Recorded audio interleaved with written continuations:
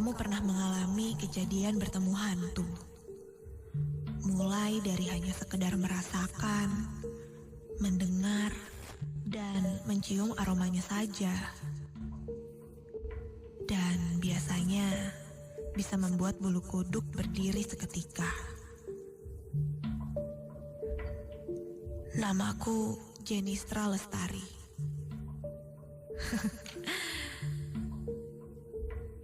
Sebut saja aku Jenar. Bisa dibilang, ini adalah pengalaman seramku bertemu dengan yang namanya hantu. Aku adalah salah satu orang yang sangat senang berbaur dengan banyak orang. Aku senang berteman dengan siapa saja. Bahkan, terkadang bisa membuatku merasa tidak nyaman ketika aku tidak bertemu dengan temanku.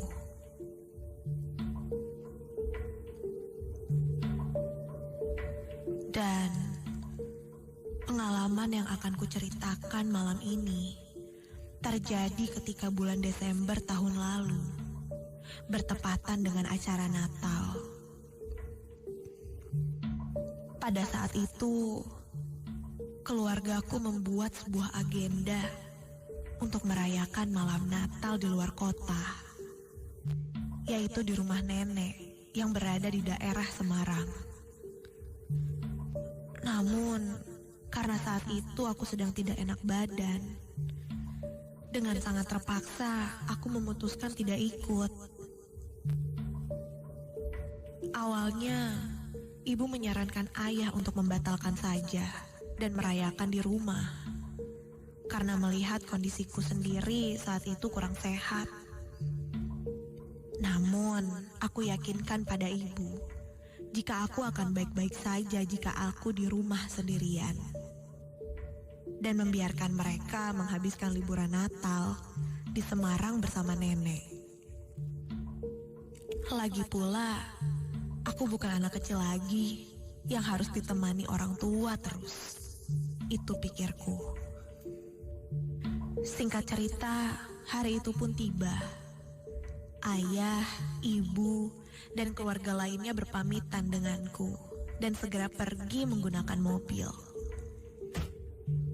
Iya bu, aku bisa jaga diri kok. Tenang, aku kan udah gede. Ibu have fun ya di sana. Salam sama nenek.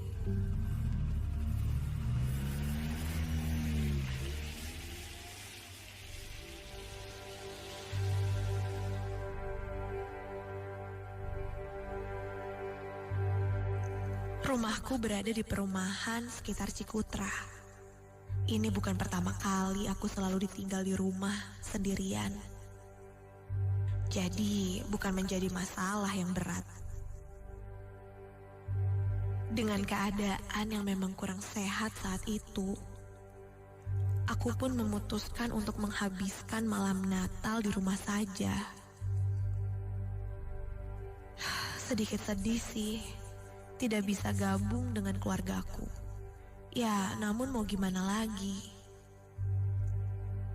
Kususun acara Natalku sendiri di rumah. Mulai dari menonton TV, bermain games, dan juga melakukan video call bersama teman-temanku. Rumahku ini tidak terlalu besar, hanya berlantai 1. Berada di ujung komplek menghadap ke sebuah tembok besar. Yang di belakangnya terdapat rumah yang begitu besar.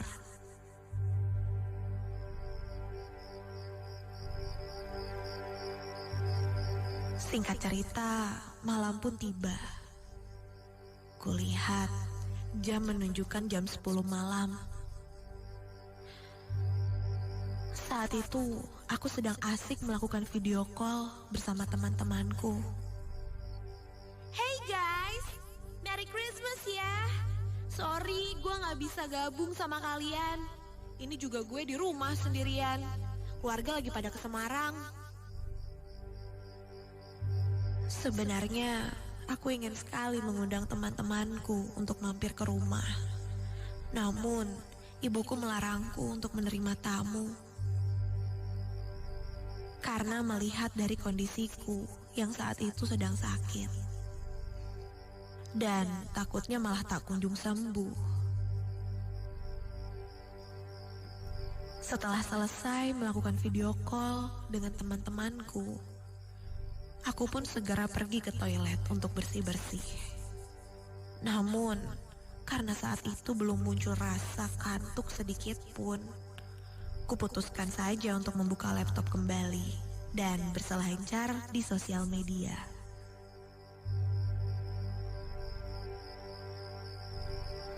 Sampai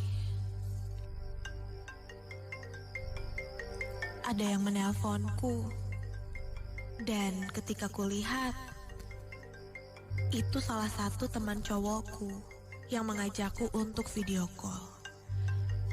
Melihat itu, aku sedikit malas, karena cowok ini bisa dibilang dari dulu ingin sekali dekat denganku. Namun, beberapa kali aku menolaknya. Kuhiraukan saja panggilan video itu. Sampai lama-kelamaan, panggilan itu membuatku risih dan memaksaku untuk mengangkatnya. Iya, halo. Kenapa? Iya, sendirian di rumah nih. Lagi kurang sehat. Ketika aku sedang mengobrol, di tengah-tengah obrolanku itu, tiba-tiba saja terdengar suara pintu yang diketuk. Mendengar itu, aku seperti mendapat alasan untuk segera menyudahi panggilan itu. Udah dulu ya. Ada tamu tuh yang datang. Dah. Sedikit lega saat itu. Aku seperti tertolong karena ada yang mengetuk pintu rumah saat itu. Dan bisa menjadikannya alasan. Aku pun langsung beranjak berdiri untuk membukakan pintu. Namun, ketika baru saja aku membuka pintu, loh, tidak ada siapa-siapa. Kulihat di teras rumah tidak ada orang, sepi. Hanya suara binatang-binatang malam saja yang kudengar malam itu. Muncul sedikit rasa takut saat itu. Aku pun menghiraukannya dan segera kembali masuk ke dalam rumah. Aku coba untuk berpikiran positif. Meskipun bayang-bayang hal-hal seram seringkali muncul di pikiranku. Sampai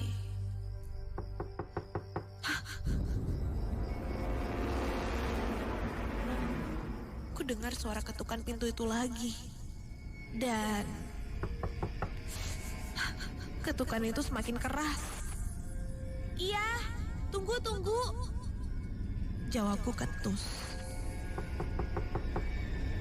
Baru saja aku akan membuka pintu lagi.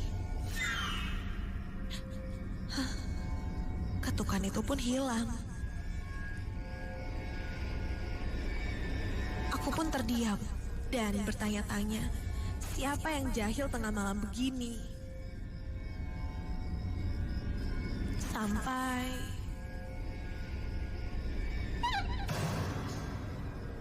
terdengar suara ketawa perempuan.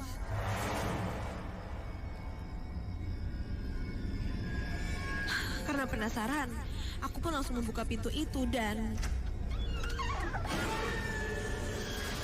astaga! Aku kaget setengah mati ketika di depanku aku melihat sesosok makhluk yang sedang jongkok di dekat pintu rumahku. Sosok itu jongkok membelakangiku. Rambutnya berantakan dan panjang. Dan dengan sangat tiba-tiba, dia membalikan badan. Dan kali ini terlihat mukanya yang terkena luka sayatan dan matanya yang menakutkan. serta mengeluarkan darah dan mulut yang menganga dengan lidah yang menjulur. Aku berteriak sekeras mungkin. Aku langsung menutup pintu dan segera masuk ke dalam kamar. Sampai akhirnya karena sangat ketakutan,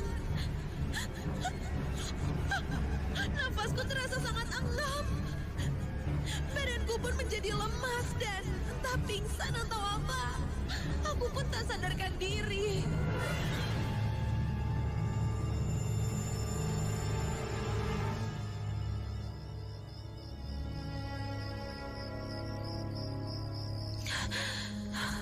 Esok harinya, aku terbangun dan aku merasa kejadian tadi malam hanyalah sebuah mimpi buruk. Aku pun berusaha melupakannya. Ketika terbangun, kepalaku terasa sangat berat. Kulihat hari sudah siang. Aku pun berdiri. Aduh.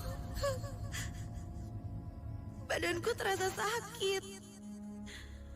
Aku mencoba merahasiakan ini pada orang tuaku dan mencoba menghubungi temanku yang memang bisa dibilang indigo. Ketika aku bercerita tentang apa yang kualami semalam, temanku awalnya tidak mau bercerita apa-apa. Sampai akhirnya dia pun bilang bahwa di depan rumahku itu, rumah yang ada di balik tembok besar itu, pernah ada seorang wanita yang dibunuh. Dan akhirnya wanita itu pun meninggal. Mungkin wanita itu kesepian. Jadi ia mencoba berkomunikasi dengan manusia yang sedang ada di sekitar sana.